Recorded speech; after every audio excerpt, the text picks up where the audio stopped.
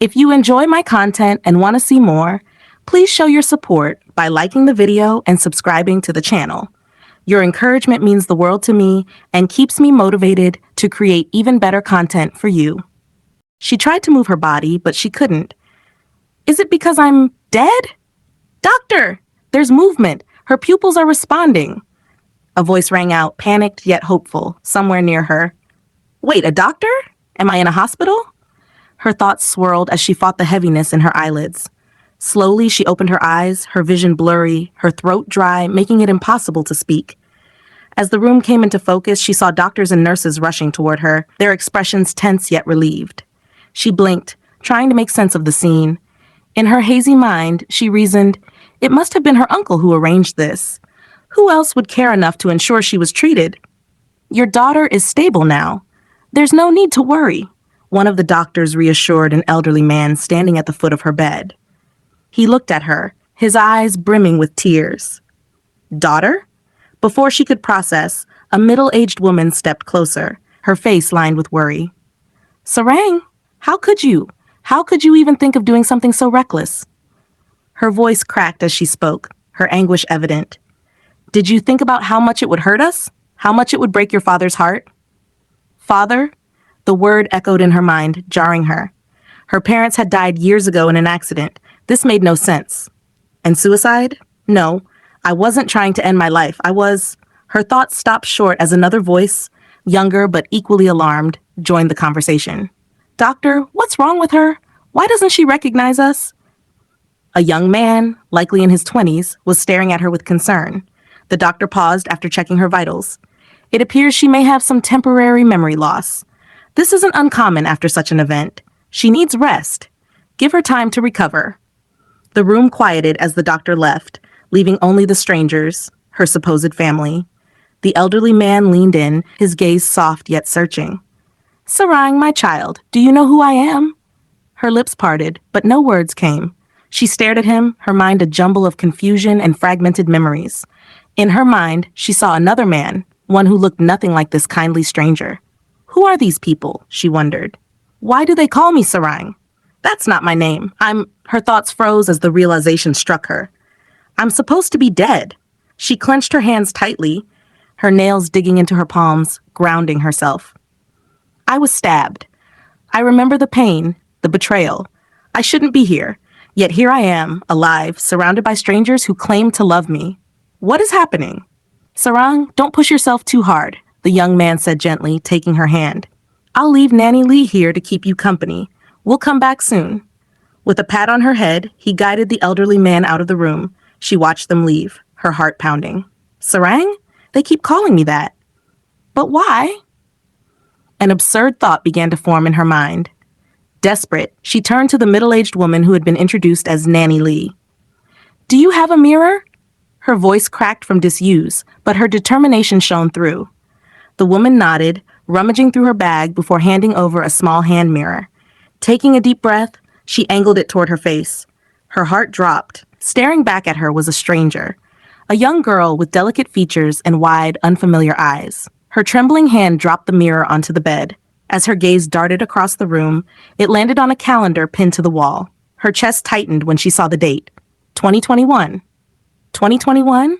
No, it was 2019. How can it be 2 years later? Unless... Her thoughts spiraled as the pieces fell into place. I've been reborn.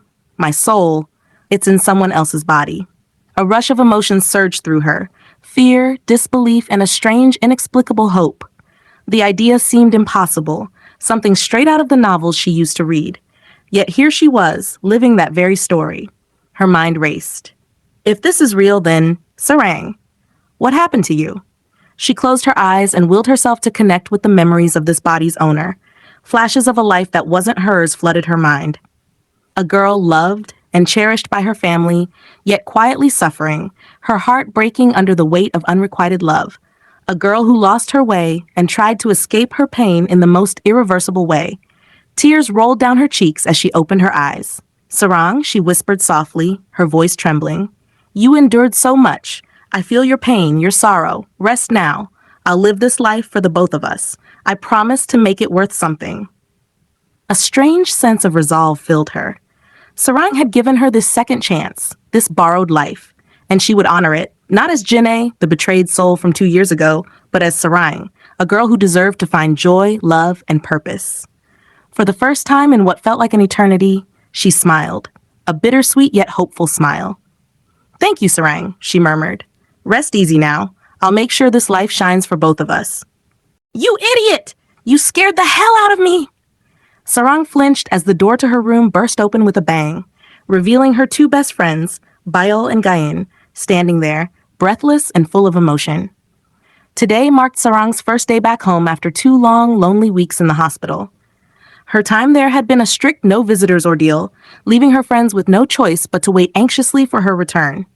"Sarang," Gayan cried, rushing forward to wrap her in a tight hug. Her voice wavered, tears spilling freely. "I thought I'd never see you again." "You fool," Beol added, her tone caught between frustration and relief, landing a light but reprimanding slap on Gaon's back. Sarang's chest tightened with guilt. These two didn't know the truth, that their dear friend, the Sarang they loved, was no longer here. The person standing before them now was someone else entirely, a soul who had found refuge in Sarang's body. But how could she possibly explain that? "Why are you just standing there? Are you okay? Does something hurt?" Beol leaned closer, gently cupping Sarang's face, searching her expression for any signs of discomfort. Sarang shook her head with a soft smile. "No, I'm fine. Really. I'm just touched. Touched that Sarang had such amazing friends by her side." The sincerity in her voice made her throat ache. Unlike her past life, where friends were fleeting and false, Bayol and Gaon's affection felt genuine, pure, but her words left them confused. "Sarang, why are you talking about yourself in the third person?" Gaon tilted her head. "Ah," Bayol exclaimed as if struck by an idea. "Amnesia. Didn't your dad mention that you lost your memories? Do you even remember us?" She waved her hands dramatically in front of Sarang's face, her voice filled with exaggerated worry. Sarang couldn't help but laugh softly. "It's just temporary memory loss. I got it all back now, so stop waving your hands like I'm blind." "Are you sure you're okay?" Gyun asked, brushing a stray strand of hair from Sarang's face, her eyes scanning her like a concerned sister. "For the 100th time, yes, I'm fine," Sarang said, bouncing lightly on her toes to emphasize her point. Somewhere deep inside, the emotions tied to Sarang's memories mingled with her own, making their affection feel warm and familiar. "All right, she seems fine," Bayol finally conceded, rolling up her sleeves, "which means it's time to get serious." Gain cracked her knuckles, a determined look crossing her face. "What are you two planning?" Sarang asked, backing away instinctively. "Now, tell us why you made such a stupid decision," Beol demanded, arms crossed, her tone firm but not unkind. "Don't think we'll let you off with some lame excuse," Gain added, gripping Sarang's shoulders. "We just want the truth." "Hey, stop shaking her." Bayol swatted Gain's hands away. "What if she loses her memory again?" Their concern was unwavering, their determination fierce. Unlike her father and brother, who had avoided asking hard questions, perhaps too afraid of the answers, these two stood unwavering, ready to confront her head-on. Sarang took a deep breath, unsure of how to navigate their relentless love. But one thing was clear. These two weren't just friends. They were her lifeline. "I really don't remember why I did that," Sarang stammered, her gaze darting anywhere but at her friends. "As if we'd believe that," Yin said with a skeptical raise of her eyebrow, pulling out her phone. "Don't worry, we'll find out soon enough." Her fingers moved quickly as she sent a text. "Get up, you're coming with us." Before Sarang could protest, Bayol and Gayan each took one of her arms and gently but firmly guided her toward the door. "Wait, where are we going? What's going on?" Sarang asked nervously as they flagged down a cab, but her questions were met with stony silence. She couldn't shake the uneasy feeling that she was being whisked away into some grand scheme. The cab ride was quiet but heavy with unspoken tension. Sarang looked out of the window, trying to calm herself. When the cab finally stopped in front of a cozy little cafe, she turned to them with an exasperated sigh. "If this was just about going to a cafe, you could have told me." "No need for all the drama," Sarang grumbled, sliding into a seat by the window. She crossed her arms, her eyes darting between her friends, who were still standing. Their intense stares only deepened her unease. "Why are you looking at me like that?" she asked cautiously. Neither of them answered. Moments later, the cafe door chimed, and Sarang noticed a girl about her age walking toward their table. Her confident strides and calm demeanor caught Sarang's attention immediately. Do you know who she is? Biol asked, her voice steady but pointed. Sarang blinked, her stomach twisting with a strange mix of curiosity and dread. No. Should I? Sarang squinted at the girl, trying to piece together where she'd seen her before. She looks kind of familiar. Is she from our class? She asked hesitantly. If you weren't recovering, I'd smack some sense into you right now, Gun said, slapping the table so hard that Sarang jumped in her seat, startled. Let's hear what she has to say first, Biol said softly, placing a reassuring hand on Sarang's shoulder. Gun looked at the girl and gave a nod. Harry, you can speak now, she said firmly. Hyeri, visibly trembling, took a shaky step forward before suddenly kneeling in front of Sarang. Her voice was barely above a whisper, broken by sobs. I'm so sorry, she began, her words faltering as her tears fell. I knew you were standing there, and I still asked those questions to Kangwan and the kiss. She covered her mouth, her lips quivering. I initiated it. He didn't kiss me back. He pushed me away. But you didn't stay long enough to see that. You just ran. Her sobs grew heavier, her words tumbling out between gasps for breath. I never meant for this to happen. I didn't know you'd try to end your life. I can't sleep. Every night I have nightmares. It's all my fault for bullying you with the others. My selfishness because of me, you. Her voice cracked and she broke down completely. I'm so sorry. Sarang froze, her mind racing as Hyeri's words unlocked a flood of memories. She remembered it all now. Hyeri's actions had been cruel, and they had led to devastating consequences. But as Sarang looked at the broken girl kneeling before her, it was clear that Hyeri was consumed by guilt and regret. Taking a deep breath, Sarang got up and crouched down beside Hyeri. She gently wrapped her arms around the trembling girl, pulling her into a hug. It's okay, she whispered, her voice steady and calm. What happened wasn't entirely your fault. It was my decision. I was heartbroken. The boy I loved for 10 years didn't return my feelings, and in that moment, I lost hope. That was my choice, not yours. Pulling back, Sarang reached up to wipe away Hyeri's tears with a small, bittersweet smile. You've realized your mistakes, and you're taking responsibility. That takes courage, but you can't let this consume you forever. Don't dwell on the past. Learn from it. Please don't blame yourself anymore. Hyeri looked at her, wide-eyed and overwhelmed, before breaking down again, this time with a mix of relief and grief. Sarang stood, glancing at Biol and Gaun, who watched silently, their expressions softer now. In that moment, Sarang realized something. Forgiveness wasn't just for Hyeri. It was for her too. Hyeri broke into tears, her sobs echoing softly in the cafe after hearing Sarang's forgiving words. Despite all the bullying and pain Hyeri had caused her, Sarang chose to let it go. The weight of her guilt made Hyeri apologize repeatedly before she finally left the cafe, her steps heavy with remorse. Sarang watched her go, exhaling deeply. Kids these days, she muttered to herself, they don't think about how their actions can spiral into something so irreversible. She turned back to Gaun and Biol, only to be met with their shocked and tearful expressions. So that's it? Gaun's voice rose, trembling with anger. That's the reason you tried to take your own life? Why, Sarang? Biol's voice cracked as tears spilled down her cheeks. Are we not your friends? Were we not enough for you to share your pain with? Sarang felt heart tighten in her chest. The overwhelming guilt and love she felt for these two was unbearable. She reached forward and pulled them both into a tight embrace. You two are Sarang's best friends, she whispered, her voice soft but steady. You were always there for her through thick and thin. She didn't want to burden you, didn't want to let her pain spill into your lives. You two are her most precious treasures. As she spoke, she felt a strange surge of warmth, a connection to the deep love Sarang had carried for her friends. It wasn't just her words, it was Sarang's emotions, her unspoken gratitude for their unwavering friendship, resonating through her. Stop making us feel like we failed you, Gun sniffed, pulling away just enough to give Sarang a light smack on the head. Sarang winced and rubbed the spot, her lips curling into a reluctant smile. God, this girl's strength is unreal, she thought, suppressing a laugh. Biol wiped her tears and looked at Sarang with determination. Promise us? Promise that you'll never even think of doing something like that again. Sarang nodded solemnly, looking them both in the eye. I promise to live my life to the fullest. Their somber expressions melted into soft smiles as they pulled her into another hug. Sarang closed her eyes, feeling a rare warmth spread through her chest. With these two by my side, I don't think I'll ever have to feel alone again.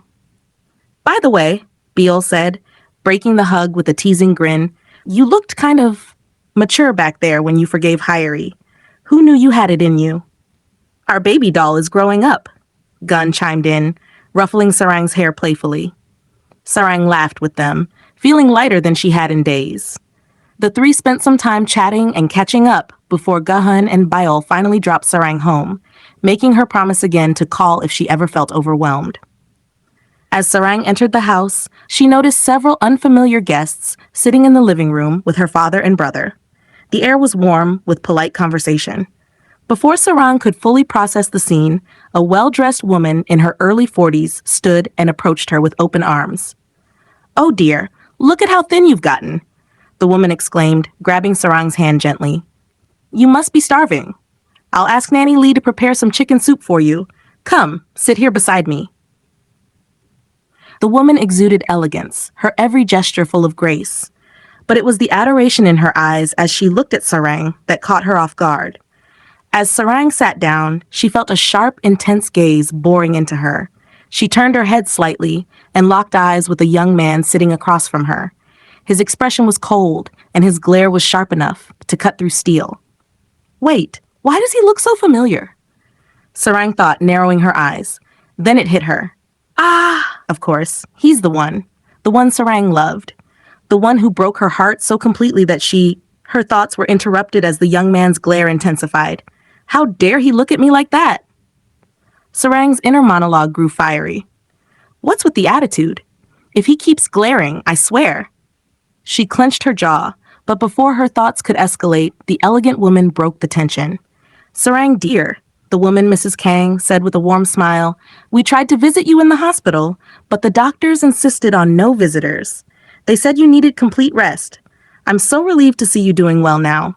Sarang turned her gaze to Mrs. Kang, scanning her face carefully. Her concern seemed genuine, not forced or hollow. Yes, Mr. Kang added, his tone lighthearted. Or else Kangwan here would have been by your side every minute, taking care of you himself. Sarang almost laughed aloud at that. Him? Taking care of me? What a joke. She hid her amusement behind a polite smile, leaning back slightly in her chair. This was going to be an interesting evening.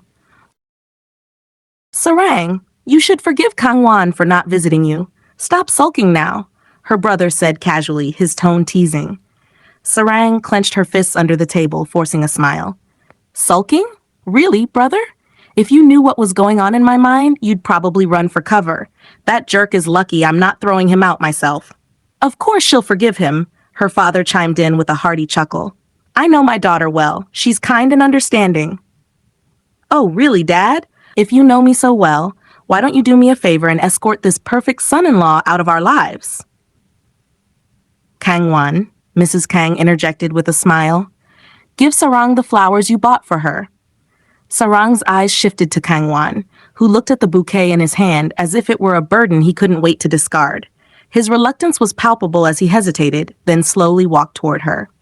She stood up abruptly, meeting his gaze with an intensity that froze him mid-step. Her voice was calm, but carried a steel edge that cut through the room like a blade.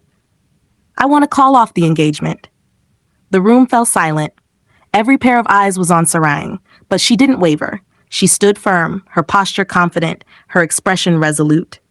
Kangwan's hand tightened around the bouquet, his face a mix of shock and disbelief. For the first time, it seemed, he realized this was no longer the timid Sarang he thought he knew. I want to call off the engagement. The room fell silent, as though her words had sucked all the air out of it. No one, least of all Kangwan, had expected this. He blinked, as if trying to confirm he hadn't misheard. Sarang, what are you saying? Her father asked, his voice faltering, laced with confusion. Sarang, are you upset because Kangwan hasn't been visiting you? Mrs. Kang's voice was tinged with worry, her hands nervously clasped together. Sarang shook her head, her expression calm but resolute. Then why? Everyone here knows how much you care for Kangwan. What's changed? Sok Chan, her older brother, asked, his eyes narrowing in concern. Sarang took a deep breath, her voice trembling but steady. Brother, I nearly lost my life. In that moment, I realized how fragile and fleeting everything is. I want to start fresh, to live a life that's truly mine. Please, help me make this happen. Her pleading eyes met Sok Chan's, and he hesitated, visibly conflicted. Suddenly, Kangwan flung the bouquet he was holding to the ground, his voice sharp and cold. Well, this is convenient. Saves me the trouble of pretending. I won't have to keep up this charade anymore. Kangwan, enough. Mr. Kang's voice boomed, his face red with anger. Why are you mad at me? Kangwan shot back. I've done everything you asked. I went to the same school as her, the same classes, the same parties. For 10 years, I played the perfect fiancé because you told me to. Now she's the one backing out and I'm the villain? Sarang's eyes flashed with emotion, her hands clenching at her sides. You call that being a fiancé? Do you even hear yourself, Kangwan? Her voice was steady, but her tone carried a weight that silenced everyone in the room. She took a step forward, looking directly at him. Do you remember how you ignored me in public? How you let your friends and admirers treat me like I didn't exist? Or worse? Do you even care that they bullied me because of you? For years I endured it, thinking it was enough just to be near you. I even convinced myself that someday you'd see me, but you never did. A hush fell over the room as her words sank in. Sarang's voice softened, but the edge of pain remained. I realized something in that hospital bed, Kangwan. You don't deserve my love. You never did. Mrs. Kang reached out, trying to calm her. Sarang, dear, you're just upset. Give it time, and everything will work out. Sarang stepped back, shaking her head firmly. No, Mrs. Kang, I've given it years. Loving your son taught me something valuable, what I deserve and what I don't. And I won't settle for less anymore. Kangwan's face darkened, his anger replaced by something closer to disbelief. He opened his mouth to speak, but Sarang's sharp gaze stopped him. Sok Chan moved closer, his brow furrowed. Sarang, he said carefully, is this why? You tried to hurt yourself? Sarang's heart twisted. Her brother's intuition was sharp as ever, and his words felt like a knife cutting through the tension. Her gaze flicked to Kangwan, who now looked as if the ground beneath him had shifted. Shock rippled across his features. Did you even notice? Sarang asked softly, her voice trembling now. Did you notice when I was drowning in pain, Kangwan? Did you care when I disappeared from school, from your life?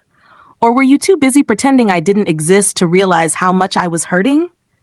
The weight of her words hung in the air, pressing down on everyone in the room. Sarang's father stepped forward, his expression a mixture of guilt and sorrow. Sarang. But she shook her head. I'm not the same person I was before. I won't let my life revolve around someone who doesn't see my worth. I deserve more, and I intend to find it. Sarang shook her head, a small smile playing on her lips. No, brother, it's not worth that much drama. And stop saying I tried to commit suicide. That's not true. Honestly, I was bored, watching some videos. You know how much I love chemistry. I may not be the smartest, but I wanted to try an experiment in the lab. Since no one else was around to test it, I figured, why not test it myself? Who would have thought it would backfire like that? She laughed nervously, inwardly praising herself for coming up with a lie so quickly. Her father frowned, holding her hands tightly. Sarang, you don't have to make up stories. Just tell us the truth. We're here for you. Dad, I am telling you the truth. Why would I ever think about giving up my life?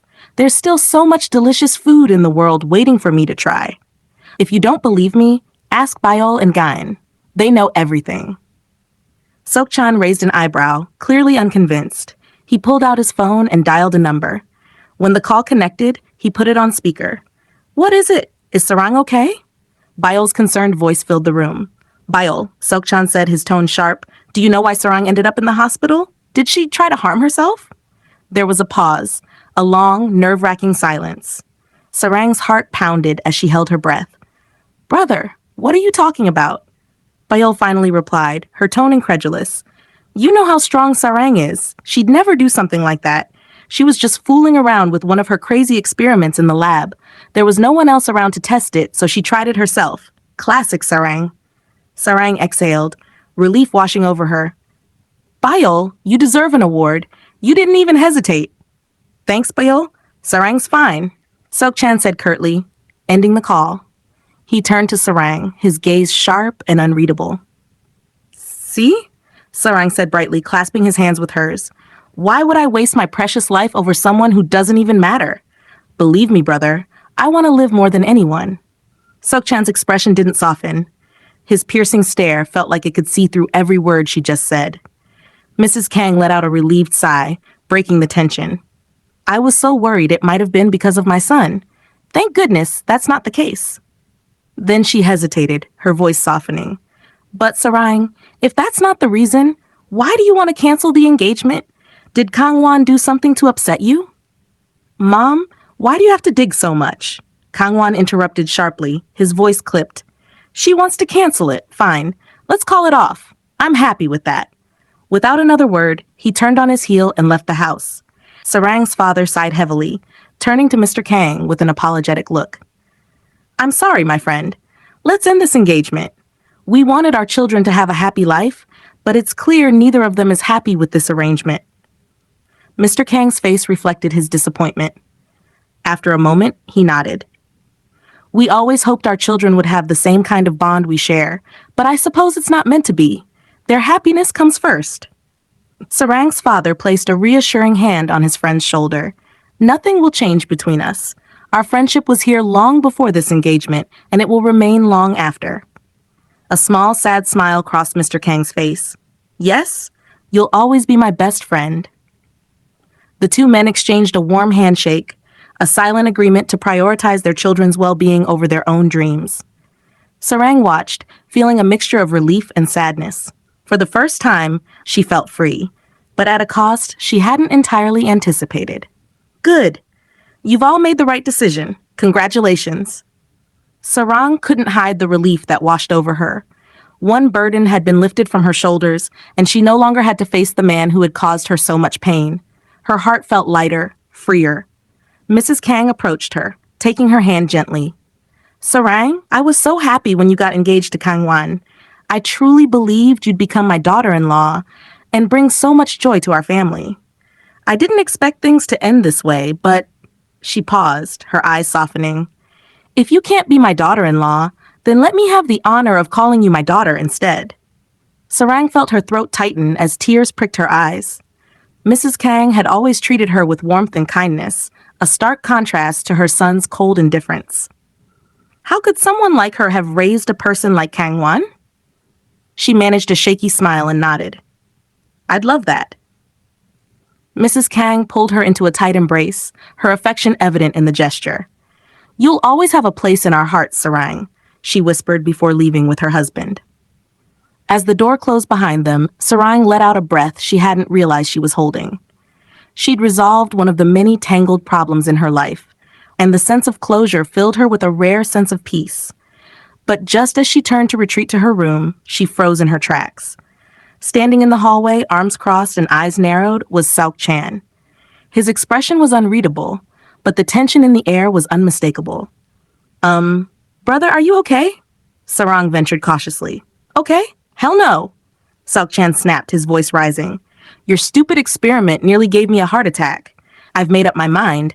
You're changing your college major. Sarang blinked, caught off guard.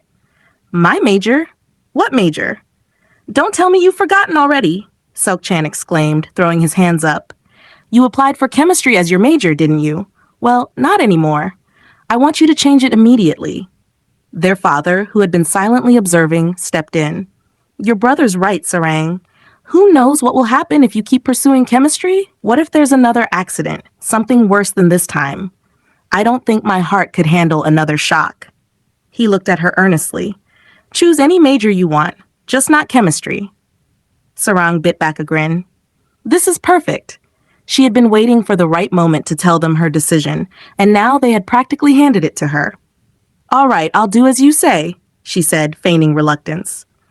Then, with a bright smile, she added, I'll change my major to computer science and enroll in NLU. Sok-chan's eyes narrowed. NLU? Why that college all of a sudden? Sarang met his gaze with unwavering determination. Because it's one of the best, and I've already set my heart on it. Her father exchanged a look with Sok Chan before sighing. Fine, if that's what you want, but remember, no more reckless experiments. Sarang nodded solemnly, but inside she was already celebrating. Finally, the path ahead felt like hers to walk, and she couldn't wait to take the first step. Who cares about all that when my dad has plenty of money? Biol said casually, arranging her plushies into a neat row on her bed. I'll just get enough marks to graduate. Gon shot her an exasperated look, but turned her attention to Sarang. Are you really okay with studying here? I mean, is this what you really want? Jayan knew how passionate Sarang had been about chemistry, even if her marks weren't great. The sudden shift to computer science made her suspicious that it might have something to do with Kangwan. Sarang met her friend's worried gaze and gave a reassuring smile. I'm sure of it. Stop overthinking, Gan. Let's just enjoy our time here together, all right? She reached over and patted Gan's head affectionately. That's my girl, Biol exclaimed, pulling Sarang into a hug. Now, let's focus on what really matters, finding me a boyfriend. Boyfriend? Sarang asked, raising an eyebrow. I thought you were still hung up on that guy we met at the cafe. Biol's face fell into a pout. Don't bring him up. Gain burst into laughter, clearly enjoying her friend's plight. You mean the guy who's already married with 2 kids? How was I supposed to know that? Biol whined. He didn't look married. And kids? Seriously? All right, stop sulking, Sarang said, trying to hold back her laughter. We'll find you a charming, single boyfriend, okay? Now you're talking. Biol's mood instantly brightened as she grinned. Sarang, you're spoiling her too much, Gun said, shaking her head with mock disapproval. Come here, let me spoil you too. Sarang teased before launching a tickle attack on Gain. Biol quickly joined in, and the 3 of them collapsed onto the floor, giggling uncontrollably as their playful antics filled the room with warmth. As the laughter faded and the room quieted, Sarang clenched her fists briefly, her smile faltering for a moment. Deep inside, she held on to her true dream, a vision she hadn't yet shared with her friends. Let's hope these upcoming days will bring me closer to what I really want.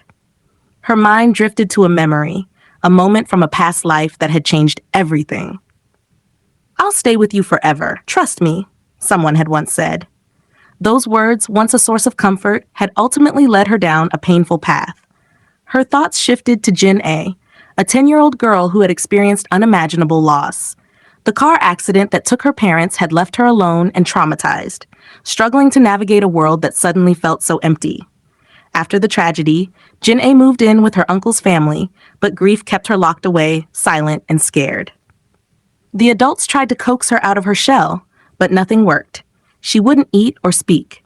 She simply stayed in her room, lost in her sorrow. One day, the sound of a soft bark broke through the silence. Jin-A turned her head toward the noise, her eyes meeting a tiny puppy cradled in her cousin Mina's arms. Mina approached her slowly, sitting beside her on the floor. I brought him for you, she said softly. Do you want to play with him? Jin-A's eyes lit up, and she nodded eagerly, reaching out her small hands. But Mina gently pulled the puppy back, holding him just out of reach. If you stay in here all day, I can't let you play with him, Mina said, her tone firm but kind. You need to eat first, then you can hold him. Jin-A hesitated, glancing from Mina's determined face to the puppy's soulful eyes. Something about the little creature, its soft, trusting gaze, sparked a faint sense of connection, a bond she couldn't quite explain. After a moment, she nodded again, this time with resolve. Slowly, she took the first step toward healing, one tiny but meaningful choice at a time. Jin-A wiped her tears, a glimmer of hope replacing the sorrow that had consumed her for days. She took a deep breath and made her way downstairs to have dinner. The elders exchanged relieved glances, glad to see her finally stepping out of her shell. As soon as she finished her meal, Jin-A rushed back to the room, her heart racing with excitement. She gently scooped up the tiny puppy, cradling him in her arms. Have you thought of a name for him? Mina asked, walking over to her with a smile. Jin-A nodded enthusiastically. Choco, she said softly, her voice carrying a hint of warmth for the first time in weeks. The puppy wagged his tail as though he understood, and Jin-A felt the first true flicker of happiness since the accident. Years later, Sarang found herself recalling those memories, her heart aching at the thought of Choco. What happened to him after I was gone? She wondered. The faithful companion who had been her source of comfort in her darkest moments, who had stood by her side during storms and chased away anyone who dared to hurt her, he had been her everything. Her chest tightened as she thought of Mina. Was it my fault? She questioned silently. Was I too blind to see the resentment in Mina's heart? Pushing the thoughts aside, Sarang slipped out of bed quietly, careful not to wake Biol or Gun. The soft glow of the moon drew her to the balcony, where she leaned against the railing and stared into the night sky. The moon hung low, its silver light illuminating her face as her previous life swirled within her mind. A longing stirred in her chest. Will I ever see Choco again in this life? The answer wasn't clear, but Sarang knew one thing. To find him, to reclaim everything she had lost, she would have to confront Mina.